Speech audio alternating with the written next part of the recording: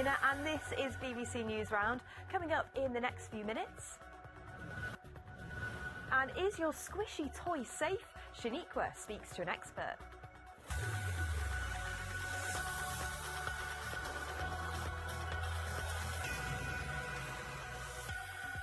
First up, how are you all doing in the heat? The record for the hottest ever June day in the UK was broken yesterday, with temperatures rising to more than 36 degrees, and it's thought a new record could be hit today. Around 1,000 schools in England and Wales are closed or finishing early because of the heat wave. Earlier this week, Scotland and Northern Ireland both recorded their hottest days of the year so far.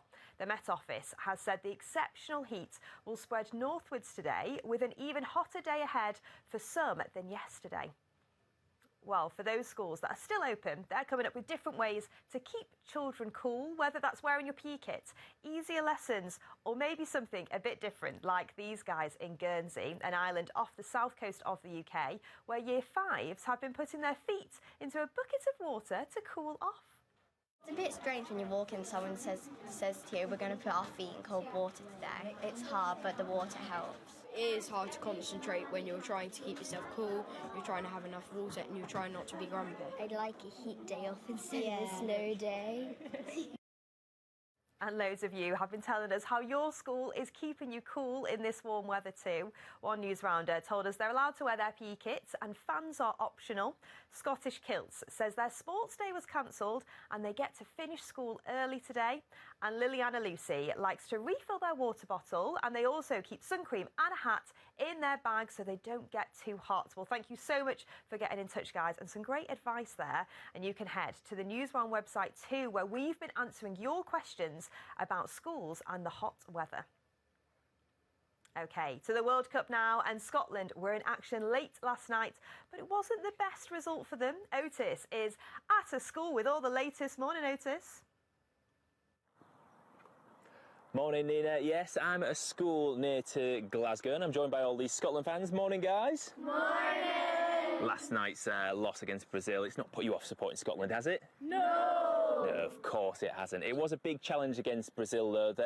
They've won the World Cup 5 times before. That's more times than any other team in. John McGinn says all hope is not lost. You can see the lads are gutted. We fell short in quality tonight, but we gave it absolutely everything. The lads are empty now. But if what they go through, we'll have to see over the next few days. But we've given ourselves a more difficult chance. It's unlikely now, I would say, but we'll wait and see. So we'll have to wait until Sunday to find out whether Scotland have got through, and it'll all depend on the other results. Let's speak to some of these fans now. How are you feeling after last night? I think the team might have lost a tiny bit of confidence, but I know that we still have our hope in them and they're the pride of Scotland. Absolutely. And what about yourself? What are your hopes for Scotland in the future? I'm hoping they'll go to the round of 32 and then further on, but just them being in the World Cup and playing with all the big teams, we're just so proud of them. Absolutely. And yourself, what have you liked seeing in the World Cup? I've liked seeing all the goals, especially John McGinn's goal against Haiti, and I think it was like the goal we deserved.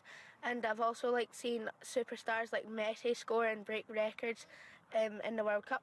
Absolutely, it's exciting seeing all the big players, isn't it? And it's not all been about on the pitch, the action there, has it? What have you girls liked seeing? We absolutely loved the opening ceremony where Shakira performed, and it was very entertaining. We also loved all the different cultures that were showing, like the Mexican culture, the Canadian culture and the American culture. It's definitely been one of the best opening ceremonies yet.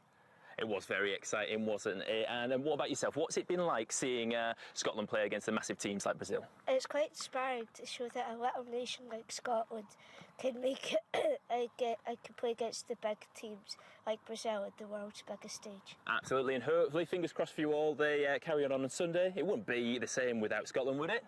No Scotland, no party. Amazing stuff. Thanks so much, guys. Thanks, Otis. OK, next. I'm sure you've seen one of these before. Perhaps you have one yourself, or maybe you've seen videos about them online. Well, some of these squishy toys can be unsafe, so Shaniqua went to find out more. Squishy toys like these are everywhere at the moment. They come in all shapes and sizes, and blind unboxing videos are doing big numbers online. But now there are warnings that some of these toys might not be safe. Various local councils have seized huge batches of squishy dumplings from sale after worried parents complained about strong chemical smells coming from them. Trading standards officials in Wales carried out an investigation which revealed some of these toys contain harmful chemicals and haven't been tested properly to meet safety standards. Helen works at Trading Standards, where they seize the unsafe squishies. Helen, why were these squishy toys seized? Because all toys are required to be labelled with the name and address of the person who brought them into the UK. These haven't got any labelling on at all. What are some of the things that we should be looking out for to make sure that we have a safe squishy toy? I'll just show you this Shaniqua. This one is likely to be safe compared to this one that's likely to be unsafe. If you look at the quality of the packaging on this one compared to that one and the labelling, all the information. It's a difference. Yeah, it's a big difference. This has got all the required information on, a UK name and address on it, and it's got a lot of warnings. Helen, if someone has a squishy toy that they think might be unsafe, what should they do? Tell your parent or guardian to contact the Citizens Advice Consumer Service and report it to them and give as much information as possible. Big brands like Nido and RMS say their products are subject to strict UK laws. They're thoroughly tested and meet safety standards. If it's sticky or it's got a very strong chemical smell, stop using it straight away and tell an adult. That's all we've got time for today. Thanks so much for watching. Bye, guys.